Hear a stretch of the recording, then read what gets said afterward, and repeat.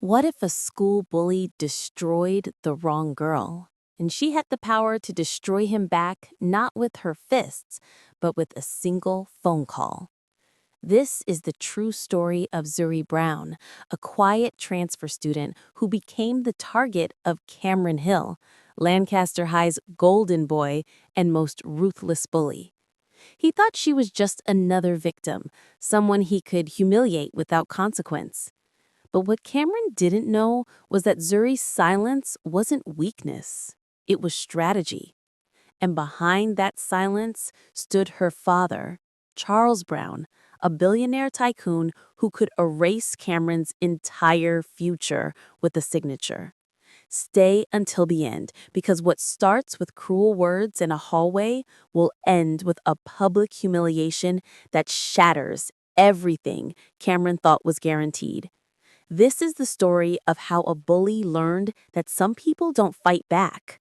They checkmate.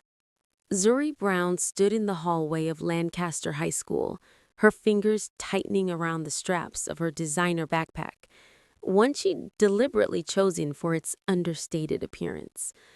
The September afternoon sun filtered through the tall windows, casting long shadows across polished floors that still smelled faintly of summer wax and fresh paint. Students swarmed around her in tight-knit groups, their laughter echoing off lockers, their inside jokes creating invisible walls she had no interest in breaking through. Zuri had learned to read these spaces quickly: who held power, who followed, who stayed invisible. This was her fourth school in 4 years. Some students transferred because their parents chased promotions or relocated for work. Zuri transferred because her father's empire demanded it. Because being Charles Brown's daughter meant living in the shadows of his influence. Always moving, always watched, never quite belonging anywhere. She'd promised herself this time would be different. Keep her head down, survive the year, graduate quietly. But Lancaster High had Cameron Hill, and Cameron Hill didn't let anyone survive quietly. Zuri Brown had learned long ago that silence was her greatest weapon. At just 17, she had been to enough schools, seen enough of the world to understand that she was always going to be the outsider. With a father like Charles Brown, one of the most powerful and ruthless billionaires in the world, Zuri had never been able to escape the shadows of his empire. People often stared when she walked into a room, as if her last name alone could fill the air with expectations she never asked to carry. But Zuri never cared for the attention. She was quiet, introspective, and content to exist in the background. Lancaster High was supposed to be no different, her fourth new school in as many years. She told herself it would be like the others, a place to survive, not to thrive. Keep your head down, avoid trouble, and leave before anyone got too curious about who she really was. The first week passed in the blur of unfamiliar faces and routine introductions. Zuri perfected the art of being present but invisible, sitting in the middle rows, answering questions when called upon but never volunteering, eating lunch with her headphones in while she pretended to study. She observed everything: the rigid social hierarchy, the unspoken rules, the way power shifted in hallways like currents in water. And at the center of it all was Cameron. Cameron was impossible to miss. The star quarterback with the perfect smile and the arrogant swagger that came from never being told no. He moved through the school like he owned it, surrounded by a rotating cast of followers who laughed too loud at his jokes and went silent when he didn't find something funny. Zuri had seen his type before: boys who confused privilege with power, who mistook fear for respect. She made a mental note to stay off his radar. But Cameron noticed her anyway.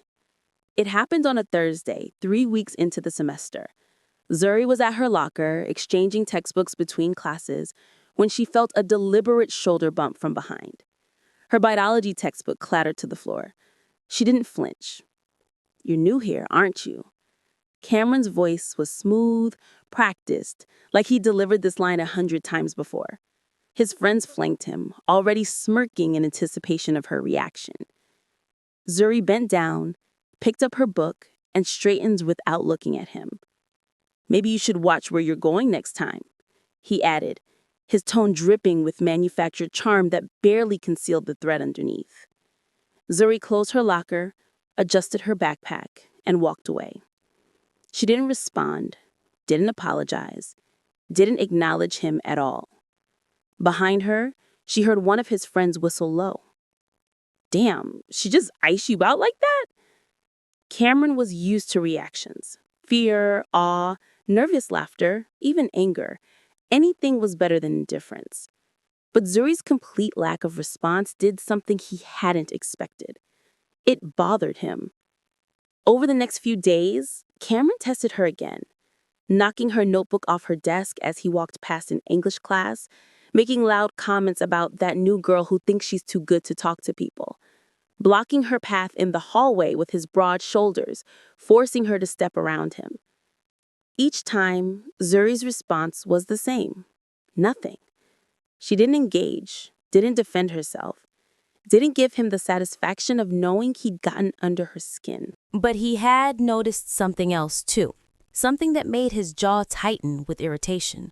While other students jumped to obey him or cowered at his presence, Zuri looked through him as if he were made of glass, as if he didn't matter.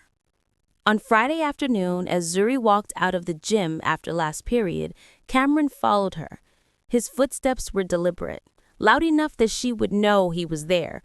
When she reached the student parking lot, he called out, "Hey, Brown, that's your name, right?" Zuri stopped but didn't turn around immediately. When she did, her expression was neutral, unreadable. "You know," Cameron said, stepping closer with his friends trailing behind like a pack. "For someone with a name like Brown, you sure try hard to blend in. You're just a shadow here. Nobody." His friends chuckled on cue. Zuri met his eyes for the first time. Her voice, when she spoke, was soft but steady. "I'm not here to impress anyone, Cameron, and I'm certainly not here for you." Something flickered across Cameron's face, not anger exactly, but curiosity mixed with wounded pride. No one spoke to him like that. No one dismissed him so completely. As Zuri turned and walked away, Cameron stood there watching her, his smirk faltering for just a moment. He didn't know it yet, but he had just made his first mistake. And Zuri Brown never forgot a mistake. Chapter 2. Escalation of Power Struggles. Cameron Hill wasn't used to losing, and Zuri's indifference felt like losing. Over the following weeks, his tactics became more aggressive, more calculated. He started small, like accidentally spilling his energy drink near her lunch table, forcing her to move, spreading whispers that she thought she was better than everyone else, that she was stuck up and weird. His friends joined in, making exaggerated gestures of bowing whenever she walked past, mockingly calling her "Your Highness" in the hallways. Zuri watched it all unfold with a detached interest of someone observing a chess game they weren't playing. She'd seen this pattern before at other schools, different bullies with the same playbook. They all believed intimidation was power. They were always wrong.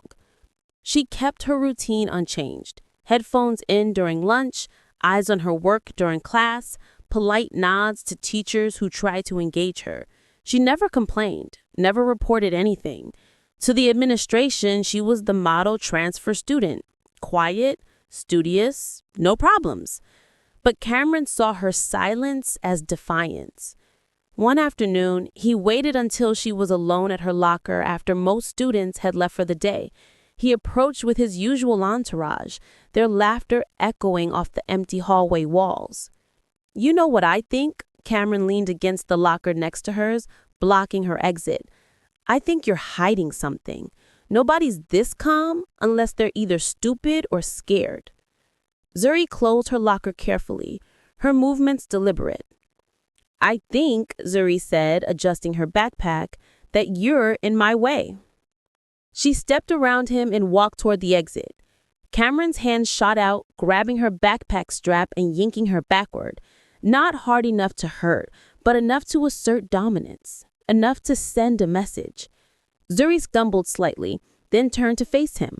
For the first time, her eyes held something other than indifference, a cold, measuring assessment that made Cameron's skin prickle.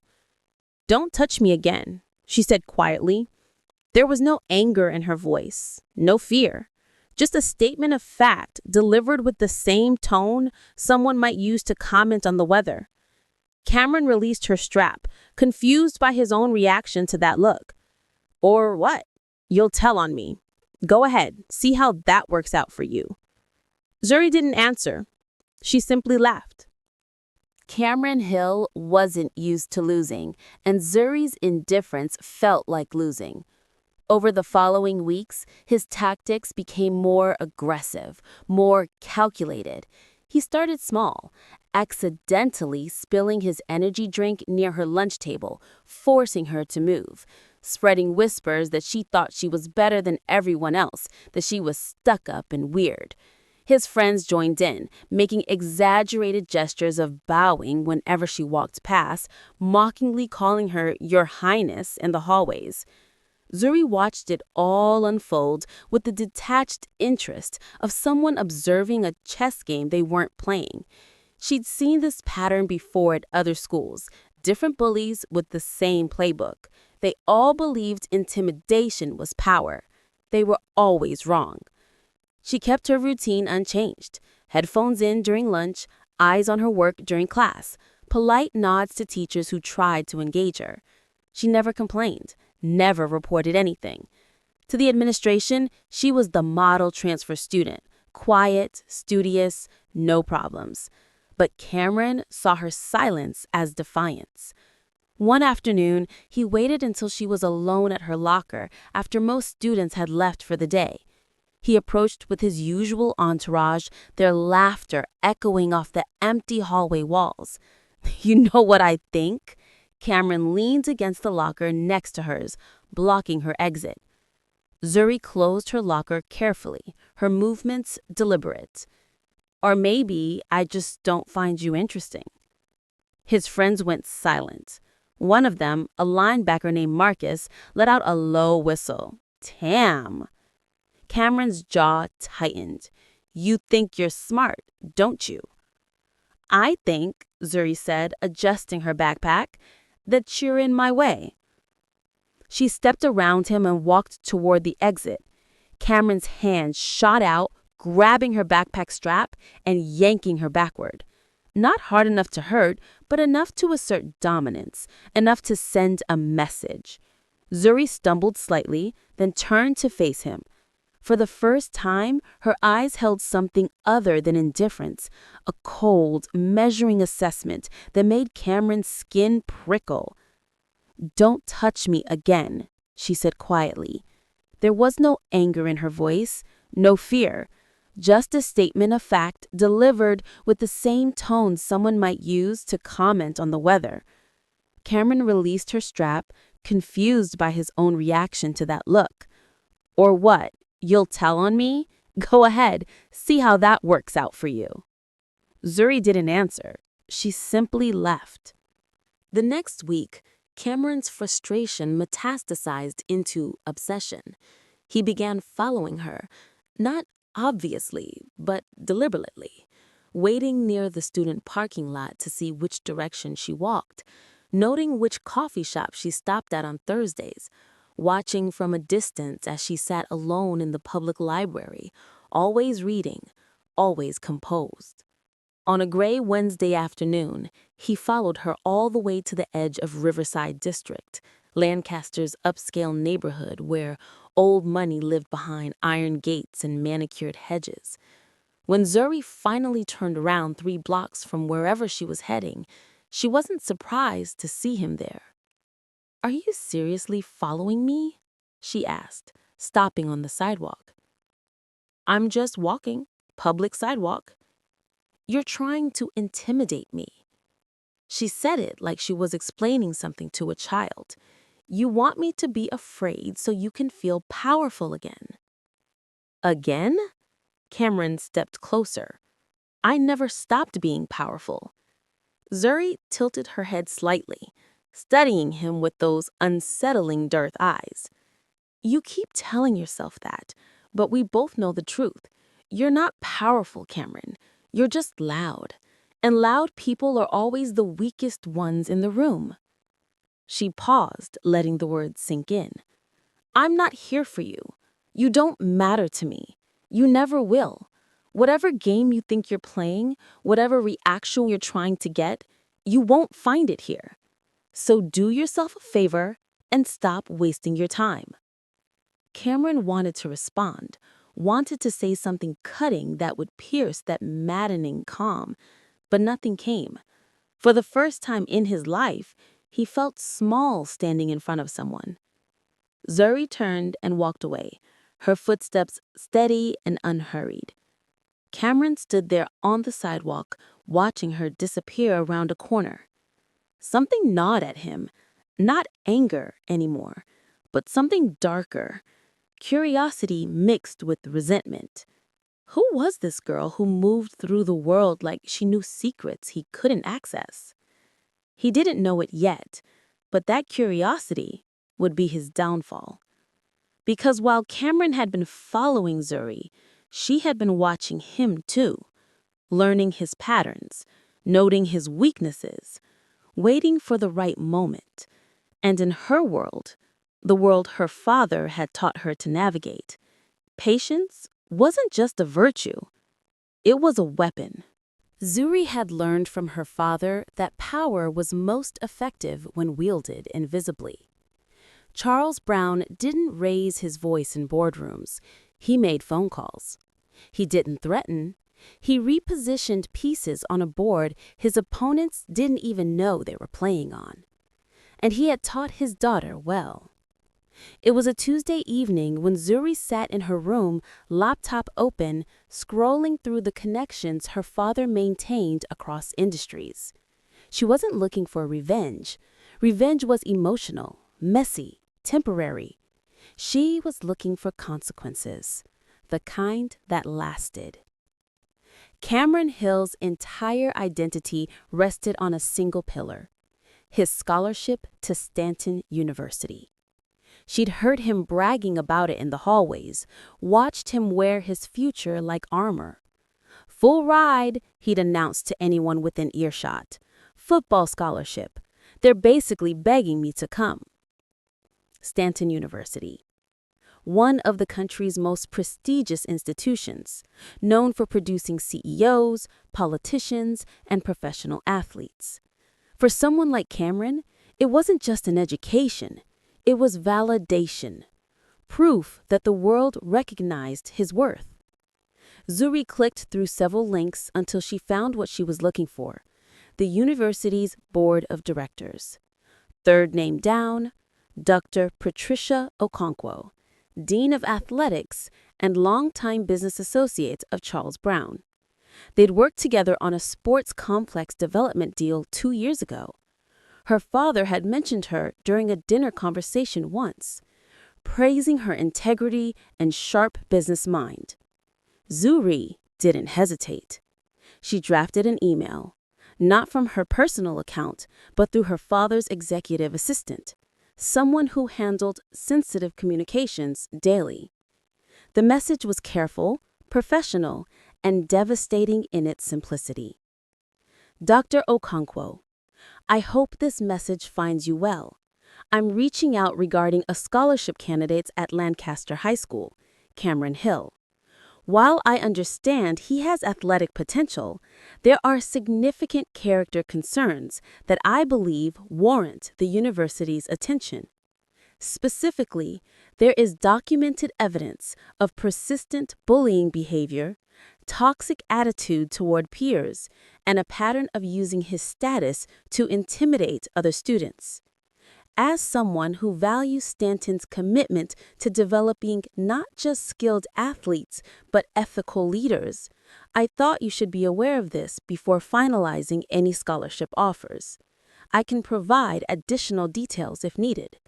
Best regards, Jennifer Santos, executive assistant to Charles Brown. Zuri read it 3 times before hitting send. No threats, no demands, just information, delivered with the weight of her father's name attached to it. The response came within 48 hours. Miss Santos, thank you for bringing this to my attention. Stanton University takes character and conduct seriously in all scholarship decisions. We will be conducting a review of Mr. Hill's candidacy immediately. I appreciate Mr. Brown's continued partnership and his commitment to ethical standards. Regards, Dr. Patricia Okonkwo. Zuri closed her laptop and allowed herself a small, measured breath. The first domino had fallen. At school, Cameron's arrogance reached new heights. He walked the hallways like a king surveying his kingdom, his Stanton acceptance letter already feeling like a done deal. He'd even started wearing Stanton gear, a navy blue hoodie with the university's crest emblazoned across the chest. When he passed Zuri in the hallway that Friday, he made sure to bump her shoulder hard enough to make her stumble. "Careful, shadow girl," he said with a smirk. "Wouldn't want you to disappear completely." Zuri steadied herself, met his eyes briefly, and said nothing. But this time, her silence had a different quality, the calm of someone who'd already seen how the story ended. Cameron mistook it for defeat. 2 weeks later, the invitation arrived at the Hill household, an exclusive gala hosted by Charles Brown's Foundation, benefiting youth education initiatives across the state. The event would be attended by Houston's elite, billionaires, politicians, university presidents, and philanthropists. Cameron's parents were thrilled. An invitation to a Charles Brown event meant access to the kind of connections that could transform their family's social standing. They RSVP'd immediately. Cameron barely paid attention to the details. Another boring charity event where rich people congratulated themselves. But his parents insisted he attend, polish his image, network with potential sponsors. What Cameron didn't know, what he couldn't have known, was that the gala wasn't just a fundraiser. It was Zuri's stage, and she had already written the final act. As the date approached, Zuri maintained her routine at school, quiet, observant, untouchable. But beneath that calm exterior, every detail was being arranged with surgical precision. The guest list, the seating arrangements, the timing of her father's speech. Cameron would walk into that gala thinking he was invincible, his scholarship secured, his future guaranteed. He would leave with nothing. And the best part, he would never see it coming, because Zuri Brown had learned from the best. The most powerful moves are the ones your opponent doesn't realize you've made until it's already too late. The ballroom of the Meridian Grand Hotel glittered like a jewel box, crystal chandeliers casting prismatic light across marble floors, tables draped in ivory silk, centerpieces of white orchids and gold accents. Houston's elite had gathered in their finest, tailored tuxedos, designer gowns, jewelry that cost more than most people's cars. This was Charles Brown's annual charity gala, and an invitation was a currency more valuable than money. It meant access, influence, and proximity to power. The Hill family arrived exactly on time, eager and overdressed. Cameron's father wore a rented tuxedo that pulled slightly at the shoulders. His mother had spent weeks choosing her dress, something she hoped would help them blend in with old money. Cameron himself looked uncomfortable in formal wear, tugging at his bow tie as they entered. "Remember," his father whispered as they approached the registration table, "be polite, make connections. This is our chance to move up." Cameron nodded absently, scanning the room for anyone who might be useful. College recruiters, maybe, business owners, people who could open doors. He didn't notice Zuri standing near the far wall, half hidden behind a marble column, watching him with the same calm expression she wore at school. The evening proceeded with orchestrated elegance. Cocktails and appetizers, polite conversation, a live orchestra playing softly in the background. Cameron's parents worked the room desperately, introducing themselves to anyone who would listen, dropping hints about their son's athletic achievements and bright future at Stanton University. Cameron tried to look interested, but his mind wandered. He spotted a few people from school, other wealthy families whose kids attended Lancaster High, and made sure to position himself where they could see him. This was proof he belonged in their world. At 8 o'clock, the lights dimmed. A spotlight illuminated the stage at the front of the ballroom. Charles Brown emerged from behind the curtain, and the room fell silent. Cameron had never seen Zuri's father in person. The man was tall, imposing, with the silver-streaked hair and the kind of presence that didn't need introduction.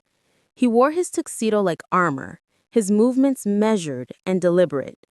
When he spoke, his voice carried effortlessly across the ballroom without seeming loud. "Good evening. Thank you all for joining us tonight in support of educational opportunities for young people across our state." Applause.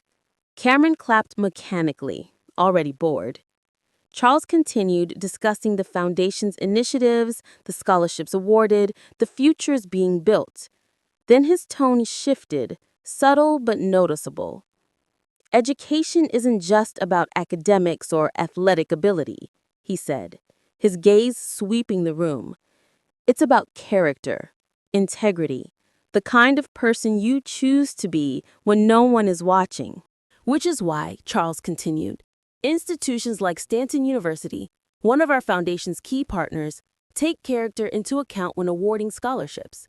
Just this week, the university made the difficult but necessary decision to withdraw a significant scholarship offer due to concerns about a candidate's behavior. The room went still. Murmurs rippled through the crowd. "Character concerns," Charles repeated, letting the words hang. Specifically, a documented pattern of bullying, intimidation, and toxic behavior toward peers. The kind of conduct that has no place in higher education, regardless of athletic talent. Cameron felt his stomach drop. His father's hand gripped his shoulder, tight enough to hurt. "While I won't name the individual," Charles said, his voice measured and devastating, "I will say this. Privilege without responsibility is not an achievement, and institutions that turn a blind eye to character flaws in favor of athletic performance are failing our young people." The spotlight seemed to find Cameron even though he was standing in the crowd. Heads turned, whispers spread like wildfire. Someone near the back said Lancaster High, loud enough to carry. Someone else said quarterback. Cameron's face burned. His mother's hand flew to her mouth. His father's grip on his shoulder tightened further. Across the ballroom, partially obscured by the shifting crowd, Zuri stood perfectly still. Her expression hadn't changed. She wasn't smiling. She wasn't gloating. She was simply watching the inevitable unfold, an architect observing a building collapse exactly as designed. Charles Brown concluded his remarks with the call for donations, and the spotlight faded. The orchestra resumed, conversations restarted. But everything had changed. Cameron's parents tried to salvage the evening, but everywhere they turned, they encountered polite distance. Conversations died when they approached. Eyes slid away. The social doors they'd hoped to open had slammed shut. By 9:30, they left early, humiliated. Cameron sat in the back seat of their car, staring at nothing. His Stanton hoodie, the one he'd worn so proudly at school, was folded in his gym locker. His scholarship, his future, his identity, all of it had evaporated in a single speech. And he still didn't fully understand how. But Zuri did. She remained at the gala until the end, polite and invisible, exactly as she preferred. When her father found her near the exit, he placed a hand on her shoulder. "Everything all right?" he asked quietly. Everything's fine, Zuri replied. Charles studied his daughter for a moment, then nodded. He didn't need to ask what had happened. He'd raised her to play the long game, and tonight, she'd won. Monday morning arrived like a reckoning. Cameron walked through the Lancaster High parking lot with his head down, hood pulled up despite the warm weather. He could feel the stares before he even reached the entrance. Curious, pitying, satisfied. The news had spread over the weekend with the velocity of scandal. Screenshots of social media posts from gala attendees, whispered confirmations from parents who'd been there. By Sunday night, everyone knew. Cameron Hill had lost his scholarship. Cameron Hill was a bully. Cameron Hill wasn't untouchable after all. The hallways that had once parted for him now felt like a gauntlet. Students didn't move out of his way anymore. They didn't avert their eyes or laugh at his jokes. Instead, they watched with the detached interest of people observing a car crash. Tragic, but ultimately not their problem. Marcus, his linebacker friend who'd been by his side for years, passed him in the hallway with barely a nod. "Hey, man," was all he said before hurrying to class. By lunch, Cameron sat alone at a table in the back corner of the cafeteria, the same table where the outcasts usually gathered. His tray of food sat untouched. Across the room, his former friends occupied their usual spot, laughing and animated, as if the empty seat where Cameron used to hold court had never existed. He pulled out his phone, scrolling through messages that had gone unanswered. College recruiters who'd once blown up his inbox with promises had gone silent. Stanton's official rejection letter arrived that morning. Polite, professional, final. Due to character concerns and recent behavioral findings, we regret to inform you. Cameron closed his eyes. How had everything fallen apart so quickly? Zuri walked through the same hallways with her usual quiet composure. Nothing about her demeanor had changed. Same understated clothes, same headphones, same measured pace. But something had shifted in how people saw her. Students who'd ignored her before now glanced at her with a mixture of curiosity and respect. A few offered small smiles. Others whispered as she passed, but the whispers weren't cruel, they were odd. "That's her. That's Charles Brown's daughter. She never said a word. Just let him destroy himself. Did you see how calm she was at the gala? Like she knew exactly what was going to happen." Zuri didn't acknowledge any of it. She never wanted to be seen in the first place. On Wednesday, she passed Cameron in the hallway near the library. He was leaning against a locker, staring at nothing. For a brief moment, their eyes met. Cameron opened his mouth as if to say something, an apology, maybe, or an accusation, but no words came. What could he possibly say? That he was sorry? That he hadn't known? That it wasn't fair? Zuri held his gaze for 3 seconds, her expression unreadable. Then she looked away and kept walking, as if he were just another face in the crowd. Insignificant, forgettable. That indifference hurt more than any insult could have. As the weeks passed, Cameron became a cautionary tale, a story parents told their children about arrogance and consequences. His football career limped along, but without the scholarship, without the hype, he was just another decent player at a public high school. College scouts stopped returning calls. His social media, once filled with highlight reels and celebratory posts, went quiet.